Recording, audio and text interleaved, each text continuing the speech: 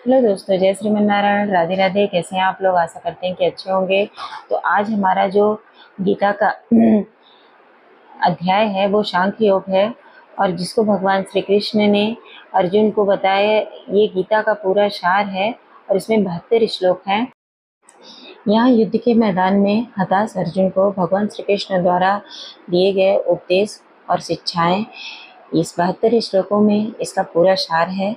और आगे हम आपको बताते हैं कि भगवान श्री कृष्ण ने अर्जुन को क्या क्या उपदेश दिया। अध्याय की शुरुआत युद्ध में अर्जुन के पीछे हटने से होती है। अर्जुन हताश होते हैं और भगवान श्री कृष्ण से सहायता और मार्गदर्शन करने की प्रार्थना करते हैं, और भगवान फिर उनको सांख्य दर्शन के आधार पर शरीर और आत्मा में अंतर समझाते हैं। और फिर भगवान कहते हैं कि आत्मा को शस्त्र काट नहीं सकता, अग्नि जला नहीं सकती, और जल डुबो नहीं सकती, और हवा सुखा नहीं सकती है। यही तो आत्मा है और यह नित्य शाश्वत है।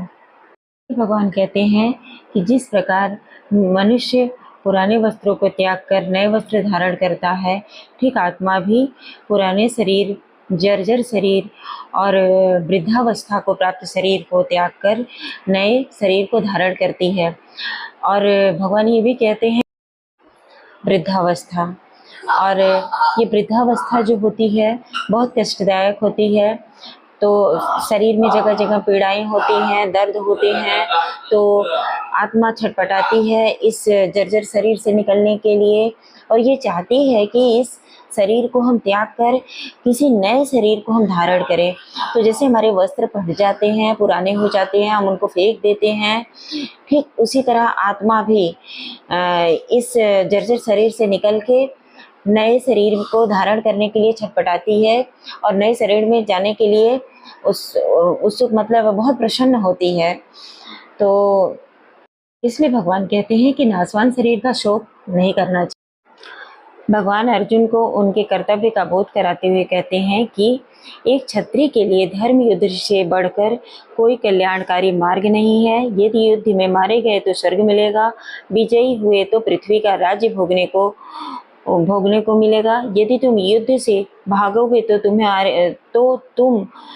तुम्हारे लोगों की कायरता और निंदा करेंगे। जो तुम्हारे अपने हैं वही तुम्हें कायरता और निंदा करेंगे, और जो मृत्यु उसे भी बदतर होती है। इसी में भगवान ने समझाया कि कर्मण्येवाधिकारस्ते मा फलेषु कदाचन। हे अर्जुन, तेरा कर्म करने में ही अधिकार है, उसके फल में कभी नहीं। फल की चिंता किए बिना अपने कर्तव्य का पालन करो। हे धनंजय, आसक्ति को त्याग कर सफलता असफलता के समाभाव का मतलब समाभाव को में रहकर योग में स्थिर रहकर कर्म करो। सामत्व की भावना ही योग कहलाती है। अर्जुन के प्रश्नों पर स्थिर बुद्धि वाले पुरुष के क्या लक्षण है, भगवान श्री कृष्ण बताते हैं।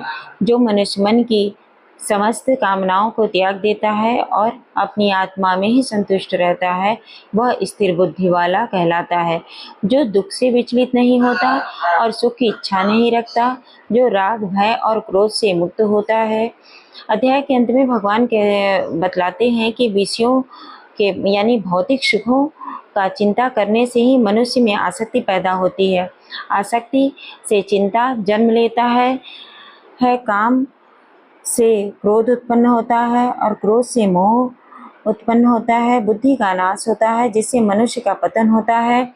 और जब मनुष्य का पतन होता है, भगवान श्री कृष्ण कहते हैं कि जो इंद्रियों को बस में करके परमात्मा में मन लगाता है और जिसकी बुद्धि स्थिर रहती है, वो मनुष्य जो है वो परमात्मा में लीन हो जाता है। और भगवान ये भी कहते हैं कि हे अर्जुन, तुम युद्ध के लिए तत्पर रहो, युद्ध लड़ो।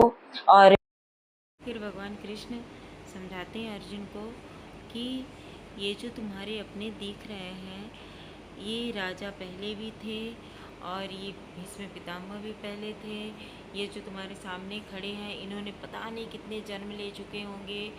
बहुत सारे जन्म लेने के बाद फिर आज ये तुम्हारे मतलब पितामह बने हैं, ये तुम्हारे गुरु बने हैं।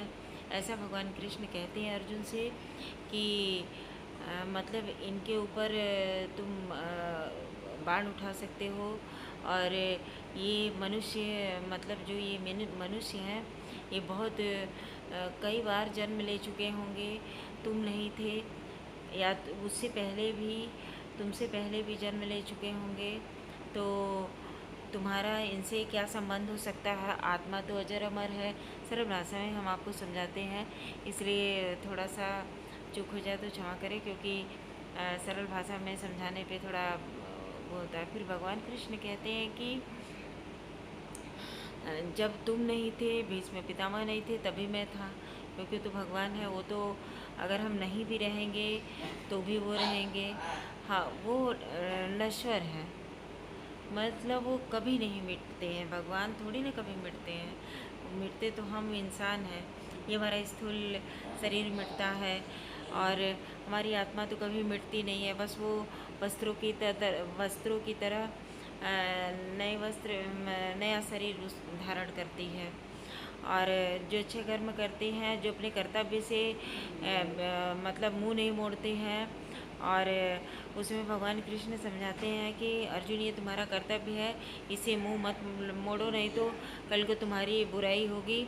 और अंत में अपने कर्तव्यों को मतलब लड़के पार करते हुए, चाहे हमारे जीवन की कोई भी कठिन परिस्थिति हो, अगर आप भागों से अपने ही जीवन की कठिन परिस्थिति को देख लें कि हमारे पास कोई समस्याएं हैं, तो उससे हमको लड़ना ही लड़ना है, और पीछा नहीं छुड़ाना है, भागना नहीं है। तो इसी तरह भगवान कृष्ण अर्जुन को भी समझाते हैं कि किसी भी विषम और कठिन परिस्थिति में उस सुख या दुख का किसी का भी सामना करना ही है। न सुख में सुखी होना है, न दुख में दुखी होना है। ज़्यादा दुख में लोग दुखी हो जाते हैं, तो वो भी नहीं होना है। ये भागवत से हमको सीख मिलती है कि न ज़्यादा सुख हो तो बहुत ज़्यादा प्रफुल्लित हो, बहुत ज़्यादा हंसते रहें, बहुत ज़्यादा खुश हो, और न बहुत ज़्यादा दुख हो तो बहुत ज़्यादा दुखी हो जाए, बहुत ज़्यादा रोने लगे। पर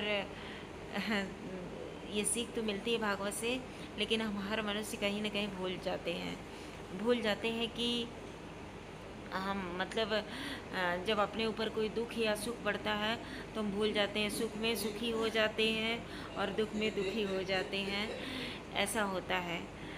तो लेकिन ये भागवत हमें सिखाता है कि जब सुखी हो तो भी दोनों परिस्थितियों में आपको विचलित नहीं होना है, बराबर रखना है, और किसी भी चीज़ की ज़्यादा कामना नहीं करनी है। जो मिला, जितने में मिला उतने में ही संतुष्ट हो जाए। तो सांख्य योग का यही मतलब था कि भगवान कृष्ण बार बार अर्जुन को ये समझाते हैं कि आत्मा अजर है, अमर है, ये कभी नहीं मरती, ये कभी नहीं मिटती है। फिर मिटता तो सिर्फ शरीर है। और अगर हमारी आत्मा, मुझे यहाँ ये भी एक बात ख्याल आई, अगर मैं अपनी सरल भाषा में अगर ये भी समझाऊँ तो ये भी है कि, तो मुझे क्या है कि भागवत से यही सीख मिला है कि किसी भी कठिन परिस्थिति में जो भी हो उसका सामना करना चाहिए, उससे मुंह नहीं मोड़ना चाहिए, भागना नहीं चाहिए। यही भगवान समझाते हैं अर्जुन को कि तुम्हारे पास जो परिस्थितियाँ आई हैं उससे तुम लड़ो, उससे पीछे मत भागो। तो हम मनुष्यों पर भी यही सब लागू होता है। बहुत सारे ऐसे होते हैं लोग कि कठिन परिस्थिति आने पे भागने लगते हैं, उससे पीछा छुड़ाने लगते हैं, तो ऐसा नहीं होना चाहिए। और फिर मैं कल तीसरे अध्याय में मिलती हूँ, तो अगर कोई भूल चूक हो गई हो तो क्षमा करें। हमारे मतलब जो देखने वाले लोग हैं, मुझे पसंद करने वाले लोग हैं, अगर कुछ भी ज़रा सा इधर उधर हो तो हमें कमेंट में बताएं और क्षमा करें, क्योंकि मैं भी भगवान नहीं हूँ, मैं भी इंसान हूँ। बस मैंने जो सीखा, मैं अपनी सरल भाषा में मैं बता रही हूँ कि मैंने जो सीखा है भागवत से, बस मुझे दूसरे अध्याय में ये सीख मिली है कि किसी भी कठिन परिस्थिति में भागना नहीं चाहिए, उसका डट के मुकाबला करना चाहिए। तो उसको हम अपने जीवन में एकदम अच्छे से उतारते हैं कि हमारे पास कोई भी परिस्थिति आ जाए मुझे भागना नहीं है, उसका सामना करना है।